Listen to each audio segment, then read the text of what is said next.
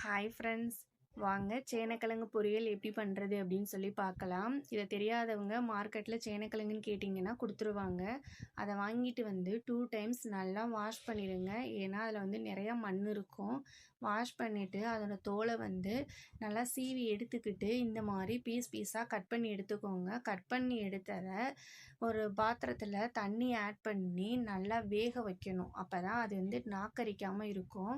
அதை வந்து நல்லா வேக வைக்கிறதுக்கு கொஞ்சம் உப்பு சேர்த்துக்கோங்க. கூடவே ஒரு கொஞ்சமாக புளி சேர்த்து வேக விட்டுருங்க. ஒரு மூடி போட்டு மூடி வச்சுருங்க. நல்லா ஒரு 20 நிமிஷம் வேகட்டுங்க. நம்ம ஸ்டார்டிங்கில் கிழங்க பார்த்ததுக்கும் இப்போ வேக வச்சு பார்க்குறதுக்கும் டிஃப்ரெண்ட் தெரியும். அப்போ தான் நம்ம கிழங்க வந்து எடுக்கணும். அப்போ தான் அது நாக்கம் அரிக்காமல் இருக்கும். இந்த மாதிரி ஒரு பிளேட்டில் மாற்றிக்கோங்க. மாற்றினதுக்கப்புறம் ஒரு 10 மினிட்ஸ் அதை நல்லா ஆறட்டும். ஏன்னா ரொம்ப சூடாக இருக்கும். நல்லா ஆறுனதுக்கப்புறம் நீங்கள் அதை நல்லா ரொம்ப ஸ்மால் சைஸில் கட் பண்ணிங்க அப்படின்னா இந்த மாதிரி கிடச்சிரும்.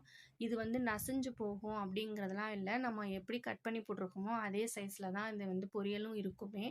அது கூட ஒரு பாத்திரத்தில் ஆயில் ஆட் பண்ணிக்கோங்க. கொஞ்சமாக கடுகு சேர்த்துட்டு நம்ம கட் பண்ணி வச்சுருக்க சேனக்கிழங்கையும் எடுத்து அதில் நல்லா மிக்ஸ் பண்ணி விட்டுருங்க.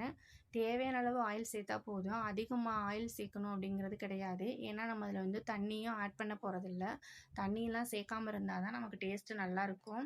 அதனால் நம்ம லோ ஃப்ளேம்லேயே வச்சுக்கலாம். ஹை ஃப்ளேமும் வேணாம், ஏன்னா அடி பிடிச்சிரும். இந்த மாதிரி லோ ஃப்ளேம்லேயே வச்சு நல்லா மிக்ஸ் பண்ணி விட்டுக்கிட்டே இருங்க. லைட்டாக கொஞ்சம் உப்பு சேர்த்துக்கோங்க. அது நல்லா கிழங்கு பொன்னிறமாக வந்ததுக்கப்புறம் நம்ம கொஞ்சம் மஞ்சத்தூளும் கரம் மசாலா பொடியும் சிக்கன் பொடியும் சேர்த்து நல்லா மிக்ஸ் பண்ணி விட்டுக்கோங்க. இல்லை நம்ம வந்து மசாலாத்தூள் எதுவும் இல்லை அப்படின்னாலும் கூட லைட்டாக மிளகாத்தூள் கூட சேர்த்துக்கலாம். ஒன்றும் பிரச்சனை இல்லை. டேஸ்ட்டு வந்து மாறாமல் அப்படியே இருக்கும் நமக்கு. இது நல்லா லோ ஃப்ளேம்லேயே வச்சு நல்லா மிக்ஸ் பண்ணி விட்டுக்கோங்க ஃப்ரெண்ட்ஸ். பாருங்கள், சேனக்கிழங்கு ரெடி ஆயிடுச்சு.